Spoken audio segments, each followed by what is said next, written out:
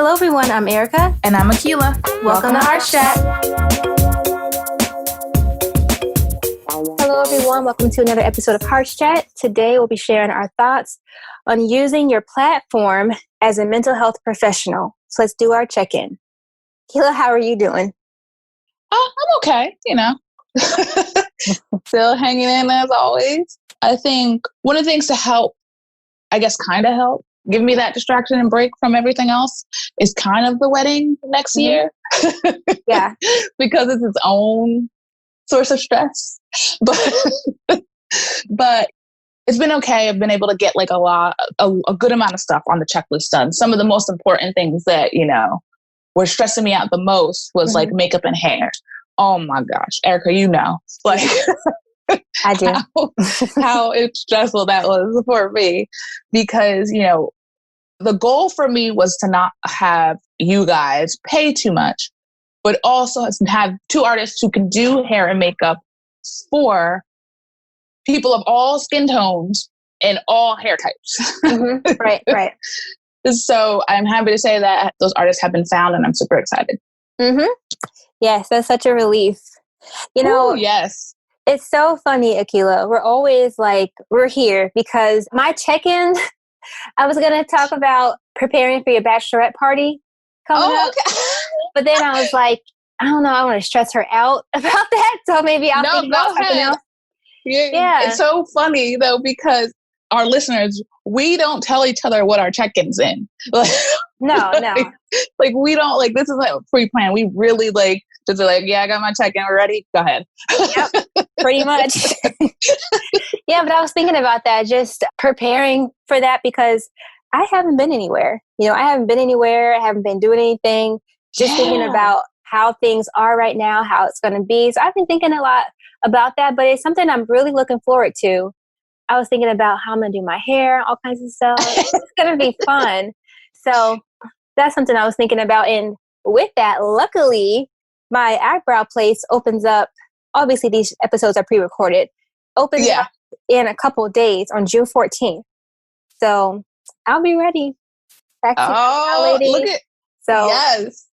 By the time your bachelorette party is open, most things should probably be starting to reopen with different restrictions. I would think so. Because I do know, I don't know anything that's happening, but I had to know the dates for work and all that. So I would think by that time it would be open. Yeah. So everything should be okay. It should be perfect timing. Oh my gosh. I am excited for that. I'm excited that for many reasons, just to get away for a bit. Like you said, literally been stuck in the house outside of grocery shopping. Right. So to be somewhere else with good friends and all of that, it's going to be fun. Yes. I think we're going to have even more fun because everybody's been inside. So we're going to be oh my, yes, I'm somewhere else. It's fun. Woo. So it would be more hyped up, isn't it? Yes. Okay. That's funny. Well, moving with our topic tonight, like I said, we're sharing our thoughts on using your platform as a mental health professional. So what I mean by that is using your platform right now in terms of racism and what's going on, as far as the social climate right now. As a mental health professional, we help a lot of people. People from all different walks of life and different backgrounds and different political views, all different kinds of experiences. So as a professional, if you're a professional, you don't want to be biased. You don't want to give your own opinions and try and tell somebody how they should feel or what they should do. We want to be respectful. And it's not your goal or your hope to offend anybody. I mean, naturally, you're a human, you have your biases and your own opinions and your own thoughts. But as a mental health professional, it's not our job to put those on other people or on our clients. And then for those who have, social media presence and they use their platform, sort of like we do, we use our platform to talk about mental health and to destigmatize mental health. So I think we have a platform, we have a responsibility to, all the people that see your content and that are watching you. Yeah, absolutely. And I think that the responsibility really comes in just being as educated as possible because one of the things that has really been, I've seen across the thing is like a therapist. Why are therapists talking about this? Or why aren't they supposed to be apolitical and all this other stuff? And I'll take like directly from a quote in a meeting that I had with the staff at my agency. You know, our boss was like, we have a responsibility to this because, you know, we're here to cause no harm. And right now there is harm happening. And, you know, social injustice, racism, and police brutality causes trauma. And what do? We process trauma with clients.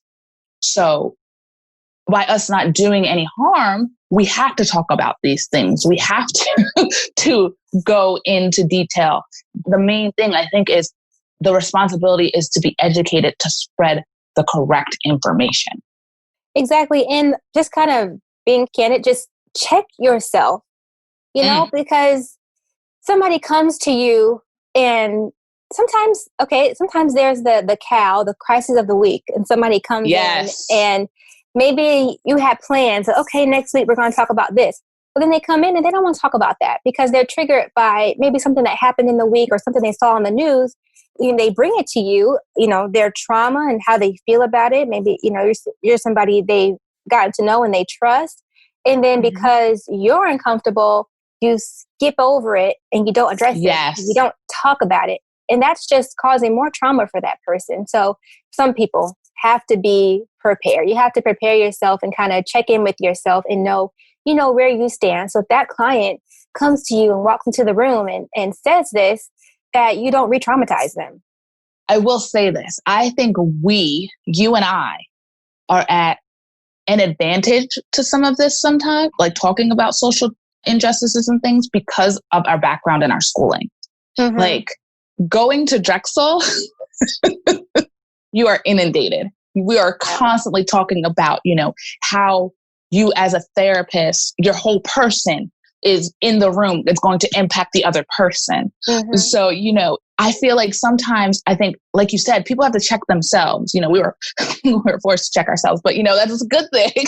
Yeah. That was a good thing, you know, and we have to check ourselves, check our own biases, and how does that play in the room? Like, have some of these uncomfortable conversations if you're in a room with someone who's of a different culture or ethnicity than you. You know, that's how we learn. That's how we move forward. Exactly. I was going to say that. That's why having this conversation right now is important. You know, you don't have to have all the answers or know everything, but you can start by just having a conversation. You know, have a conversation, open the door, you know, and you should, because hopefully if you have, like you said, if you have a group of diverse friends and not all your friends look like you, not all your friends think like you should be able to bring something up. And if it's not, I don't even know the word to say. If your friend hears what you say and they feel like, no, that's not it, I need to say something, then, you know, that's good. Because I did see somebody on social media I was talking to, and they had said that they had said something sort of out of pocket or whatever. And their friend saw it and it was like, no, you need to, that's not it. That's not right. Let me, you know, tell you about this. Maybe you should go take a look at this and kind of, then, you know, come back and we could talk about that. But it's important to have friends like that. And I had told one of my friends that had happened. And I was like, you know, if I ever do something like that, please let me know. And she was like, oh, I'd be all over you. I'd be like, who is this? Like, I can't believe you said that. And I'm like, I mean, you need friends like that are not going to just sugarcoat and just like, oh yeah, you're right about everything, but to be like, no, maybe that wasn't so good. Yeah. And I think, Eric, kind of going off of that too, going back to one of the points you made is you also have to check yourself in terms of being willing to hear your friend, like, and not becoming, more often than not, your friends don't have malicious intent when they are telling something is like you've done something wrong.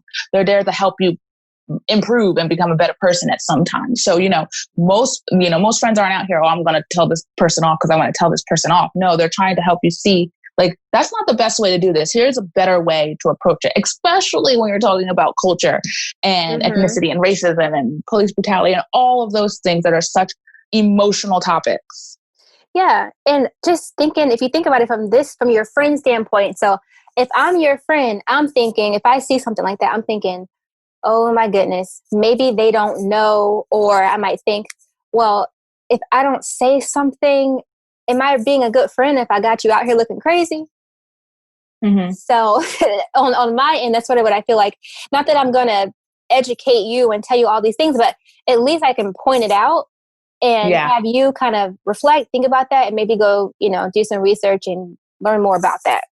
So, but you're right. It's not to be malicious, but sometimes as a friend, you sort of think, am I being a good friend if I don't say anything about this?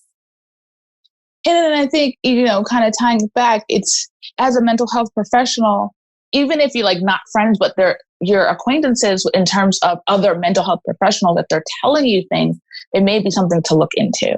Mm-hmm. It all goes back to the responsibility, because we talked about this before, Erica, compared to my personal page versus the mental health page, my personal page, I usually don't even post on anymore. That's a whole different thing. Yeah. But like, I hold the mental health page to a higher standard. Mm-hmm. Like, our whole goal, is to advocate and educate. So I don't want us or any other mental health professional to be putting out this information that isn't true or isn't based on research and education and things like that, because it's going to do more harm than it is going to do good. Yeah. And I think if you do happen to post something and then you get, some feedback that doesn't necessarily agree, with what you're putting out there, I think it's important to think about it, sit with it, and not be in such a rush to respond about it, because your opinion's not going to change in 2 minutes. Your outlook's not going to change in 5 minutes. If you really feel like, because it's one thing to feel like, oh crap, I offended some people, I don't want to lose any followers, I want my opinion to be what the majority is. It's not about what the majority is. It's about, where you stand. So if that happens and you feel like I'm not where the majority is, just take a step back, and think about it. And don't just put something out there because you think that's what the majority wants to hear. It needs to be genuine, because people can see that. Yeah, that is so true. The genuine part of it.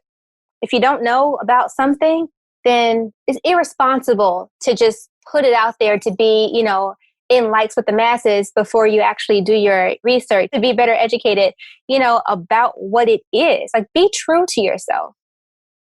Absolutely. I agree with that.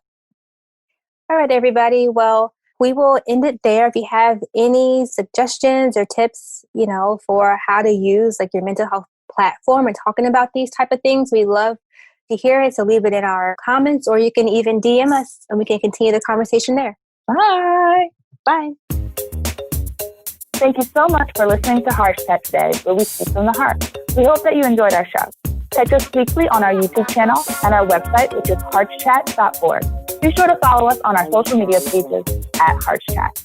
We'd love to hear from you. If you have any questions or topics that you would like for us to talk about, email us at contact@heartschat.org.